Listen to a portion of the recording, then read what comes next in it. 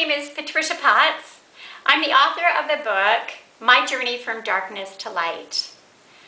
This talks about how to understand and overcome depression and bipolar illness one step at a time. Along with my website, I really want to be able to help. And someone asked me the other day, could you just somehow tell me more about yourself, your story, and a few ideas in First Aid for Feelings?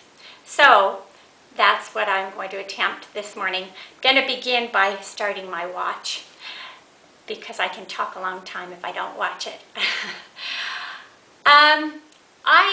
From the time I was little, my mother said I was either all the way up or all the way down. Very little in between. Lots of temper tantrums. By the time I was in my 20s, I had 2 children and a third one on the way. I was very involved. I had a preschool and daycare. One day, my husband came home from work, and he had had a challenging day at work. And he came home to a dirty house, to kids that weren't fully dressed, diapers weren't changed. And as he mentioned this, it was like the straw that broke the camel's back for me. I suddenly realized that no matter how hard I tried, I could never please everyone. And I realized that day that there was no such person as Patty Perfect, at least not for me. And I left my home for 3 days. I just felt like he would be better off without me, and so would the kids. Finally, a church leader brought me home, and I was to spend the next 3 months dysfunctionally depressed, or at least for most of that time. During that time, I went to a therapist, but I still didn't feel like I was making progress. I didn't know how I could get better, or if I could get better. I just laid in bed wishing the earth could open up and swallow me. One day, someone invited me to a meeting, and at that meeting, which I didn't want to go to, but I'm so thankful she insisted. At that meeting, the instructor talked about the 3 stages of overcoming loss and grief. She said the first is denial, the second stage is acceptance, and the third stage is rebuilding. She then described these in detail, and I realized with my problem, with this dysfunctional depression that was going on, I really wasn't in denial about it, because it was like night and day for me. And at that point in my life, I was not diagnosed as bipolar. I just went to the therapist.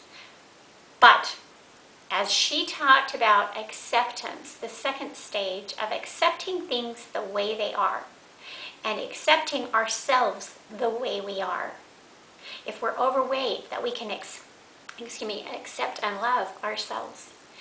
If we're going through a major depression, that we can accept where we're at and love ourselves and let it be all right to accept the help that's needed.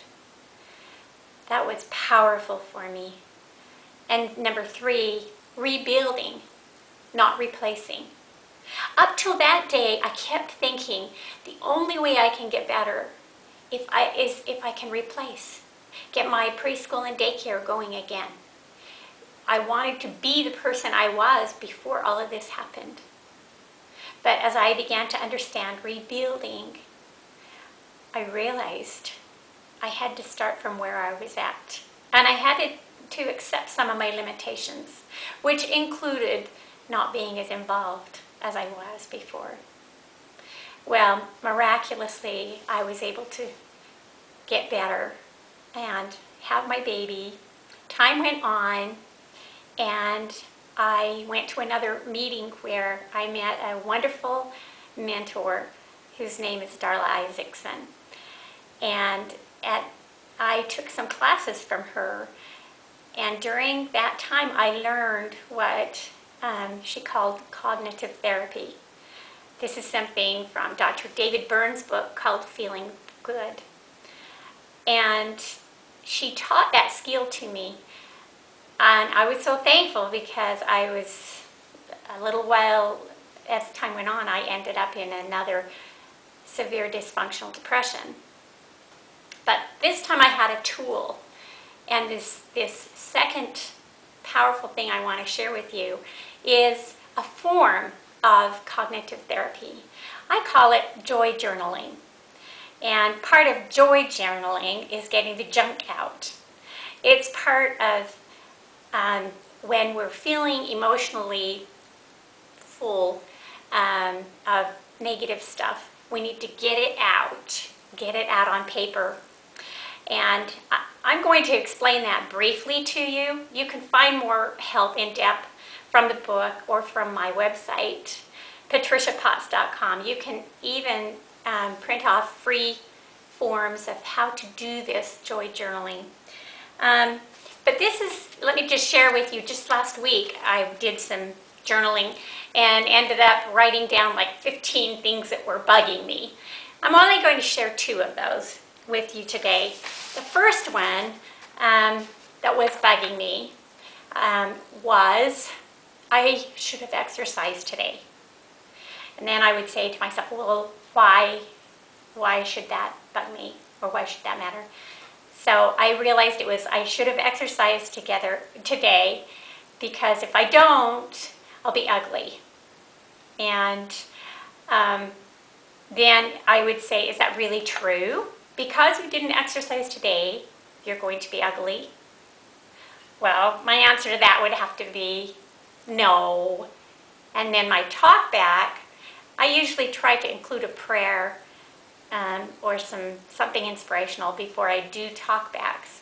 But my talk back in this case was, just because I didn't exercise today doesn't mean I'll never exercise. And it doesn't mean I'm ugly. Plus, I'm having problems with some TMJ, jaw pain, and I was up in the night, and so I didn't get my sleep.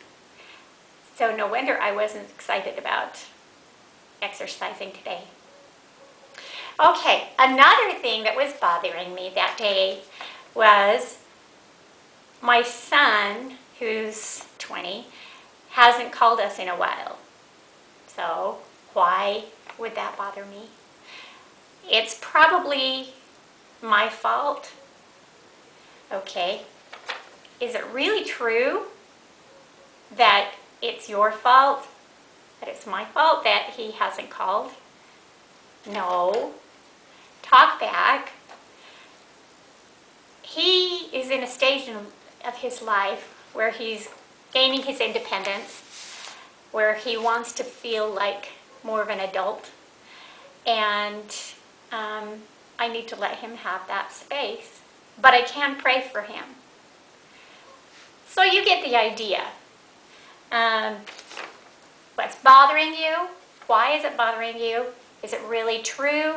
And this really true partially comes from Byron Katie's work. I was glad to listen to one of her CDs and incorporate that into joy journaling and do a talk back. That has really made a difference in my life. So in summary, we've talked about the 3 stages of loss and grief: denial, acceptance, and rebuilding. And we've talked about joy journaling, getting rid of the junk and making way for better things and more wise thoughts.